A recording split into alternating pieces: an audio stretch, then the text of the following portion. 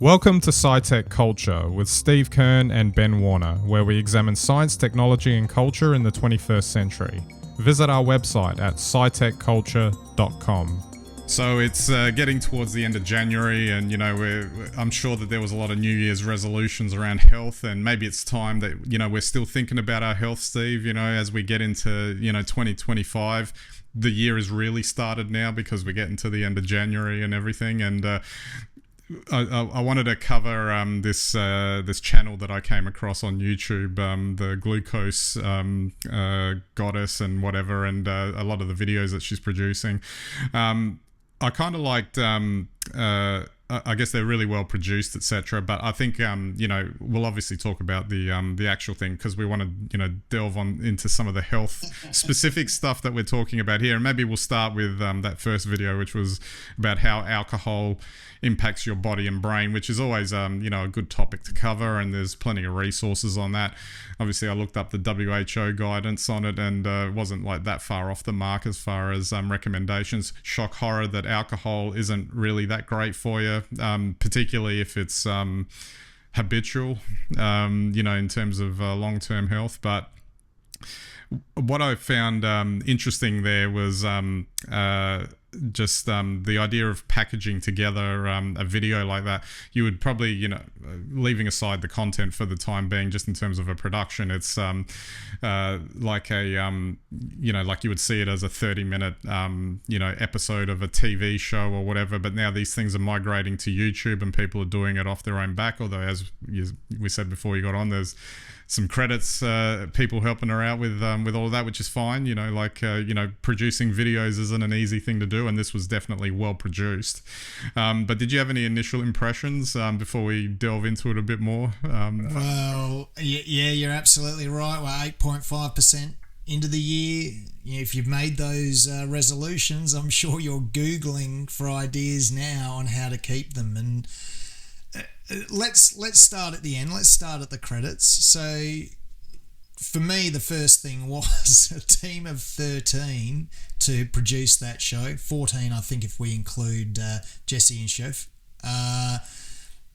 Basically, if there's 14 people credited, that means there's money behind the production. And you would say that they've got a not insubstantial budget. I don't want to guess how much it would be, but that's not an insubstantial budget. And I think we can see why. It's beautifully produced, very well presented, but the design, the direction, even the musical interludes are just spot on, and that's what you get when you put together a proper production. And then, of course, wow, the topics are so interesting. Hot button issues, makes me want to click. Alcohol's, no good for you. And what's the other one? Oh, I can't think of it at the moment. Oh, brain fog. Oh, that's another one. Oh, very good. So, they start with these topics, and you have a very engaging, attractive, and, apparently knowledgeable presenter who hosts you on the topic. So they're my first impressions. Absolutely. But would that be necessarily any different than what would have been produced for TV in yesteryear? I mean, I know that they would have had all different types on there, but it comes back to that sort of thing where the doctor that is put on the TV episode it can't just be any doctor. It has to be a photogenic doctor that is well presented and knows how to speak to camera, etc. Oh, I'm not suggesting otherwise. I mean, but I guess the point I'm making is exactly that. One, they didn't just find someone off the street to present this. I mean, it's someone with a following already, someone that we might term today as having influence. And I thought the other thing that's very interesting, just getting back to my original point, was that when you saw these things on TV, they don't pay for themselves.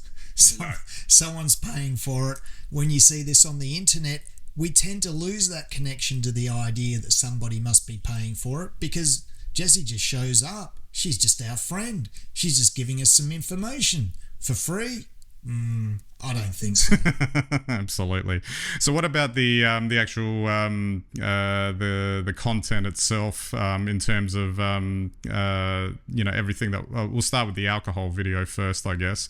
We also we'll probably zig and zag between another one that we both reviewed about I guess. The topic was around brain health, I guess, for the lack of a better term, and the connection with food and the importance of getting good food and everything. I didn't necessarily see anything that was, egregious in the sense of, bad advice in terms of that. It's just a question of whether or not it's literally everything that was saying, because there was a lot of cherry picking of studies and all that sort of thing to suit the argument and whatnot. Well, yeah, I mean, look, I could have a video myself where I suggest that you consume nothing but pure water and raw vegetables. And I could extol the health benefits of that all day long. I want to start at the top here so people understand, okay? Because you're right, like there's nothing truly controversial in what's being said. Less of things that are not good for you is better. There's no question. So let's not try and pretend that they are in some way good for you. But by the same token, let's not try and pretend that having one glass a day, if that's what you can stick to, is necessarily detrimental to you. And let's start with the World Health Organization and their recommendation on alcohol. If you actually read that recommendation, they talk about global population. Now, that's global population. And what tends to happen in these situations, particularly with the World Health Organization, is they look at the risk across 7 or 8 billion people and then look at the impact.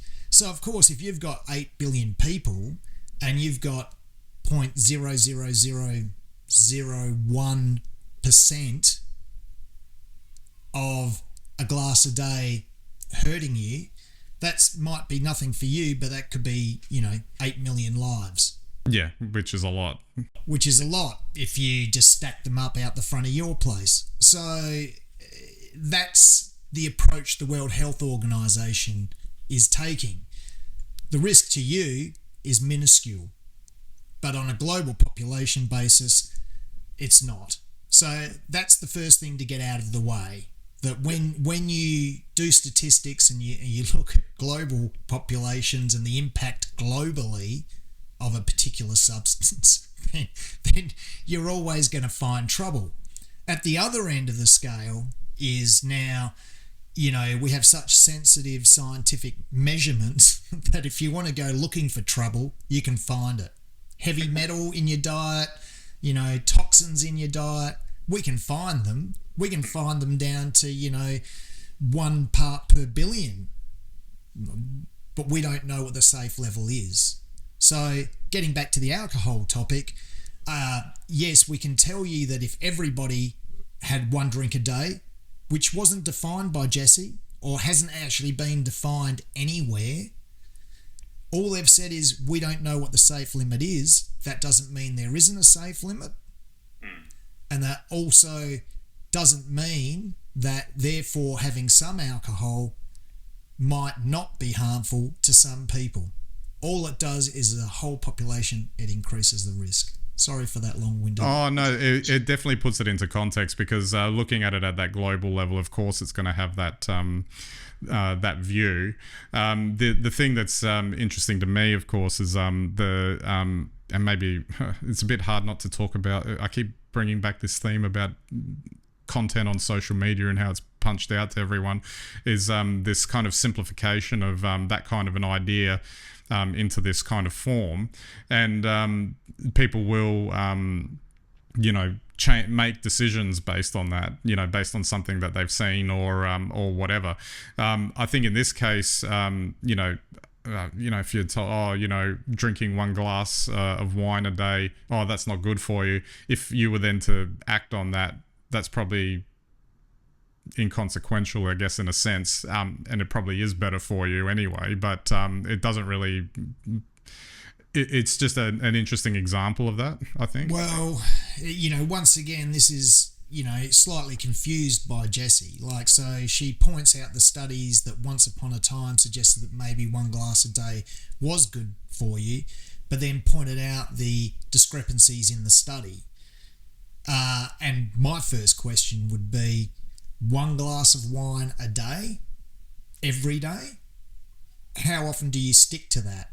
Or does that mean 1 glass of wine most days, but 3 days a week I actually have 8?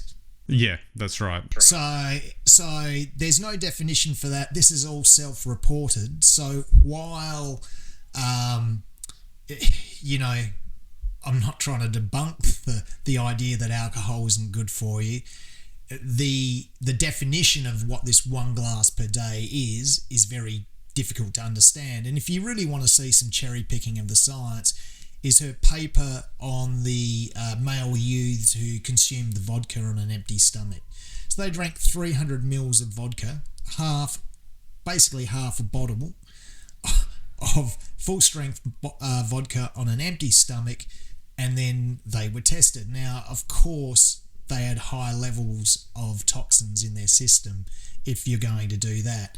So, you can pick these studies to emphasise a point, and sure, you might want to emphasise the point and show that these toxins move into the system, but they may actually have very little bearing on real life scenarios. And of course, we could do the same thing, I'm sure, with Coca-Cola instead of alcohol. And I'm sure we could do the same thing probably with even mineral water or something like that. It's if you study it hard enough and you look deep enough, you'll find that everything we consume has some deleterious effect on our body. What we've evolved to become is very resilient, because some of these people who drink a lot more than 1 glass a day still live to be 75. Yeah, that's right. I guess one other point that I wanted to pick up too, which seemed to be a recurring theme across both videos, maybe a bit more in the food power, Alzheimer's brain health thing, was this and it was featured in the alcohol video too, was the continual references to glucose spiking, and how you will, the recommendation being to try and keep that steady during the day, in terms of improving your overall health and, even things like your mood and stuff like that. Well, this is really good you bring this up, because this is the whole point of Jessie. She's the glucose goddess. Okay, she inserts ads for her anti-glucose spike supplement in the middle of these videos, and always finds a way to link glucose to whatever it is she's talking about. So she did it with alcohol and she did it with food. Now, glucose spikes are spikes, and those spikes are meant to occur. But once again, I didn't see her give any context to them. If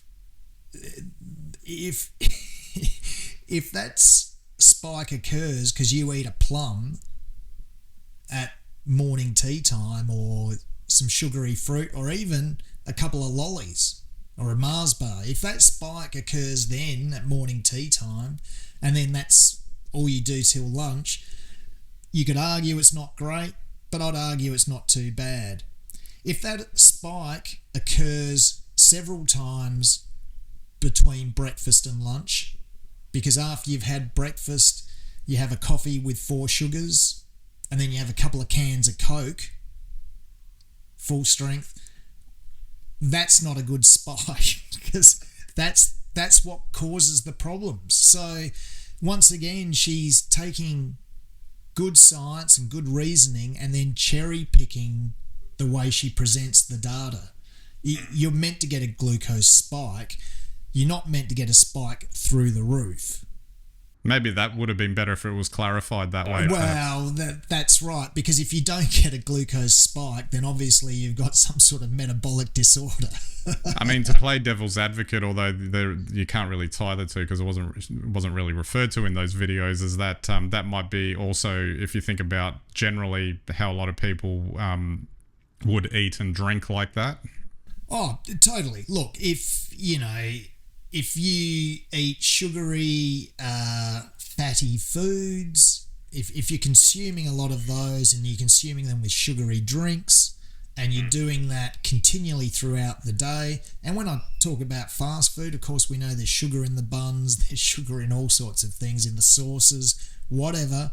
If you're consuming a lot of that, then effectively you're going to spike, and you're not going to spike once with your meal. And also these, it gets down to also GI factors, but you want to keep that as flat as possible, but of course that could be achieved just by drinking nothing but water and eating nothing but raw vegetables.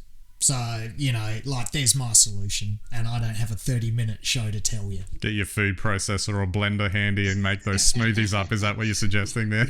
You might want to add some enzymes to pre-digest some of those vegetables. Absolutely. All right, Steve, we might wrap it up there. I guess maybe just to finish up on taking the step right back, and again, it's this idea of, for lack of a better term, influencer online content. And it's an interesting world we're living in. We've picked a particular topic here with a particular presenter, but it's prevalent everywhere, and it makes it harder to maybe. And again, trying to find the information that you need to help you or make better decisions or to guide you or whatever. That there's just this massive slew of information that is hard to sift through. Yeah, look, I totally agree, and the purpose here is not to attack Jessie for her podcast or vodcast, which is generally pretty good. Like, it doesn't give you any outrageous information or really steer you down some sort of crank sort of direction. However, it is selling you a product, and when you link every issue in your content to your product, I think you're skating on fairly thin ice. So while she's certainly qualified, she certainly has a good understanding of these things, but she also has a good understanding of marketing and selling her product. So she's got something to gain every time you click, and I think that's what we always have to remember. An indictment on the internet age that we live in, I dare say. Well, that's right. Although, as you say, it's always been this way. So it's always a case of do your own research. Absolutely. All right, so that's it for this week's episode. We'll catch you next time.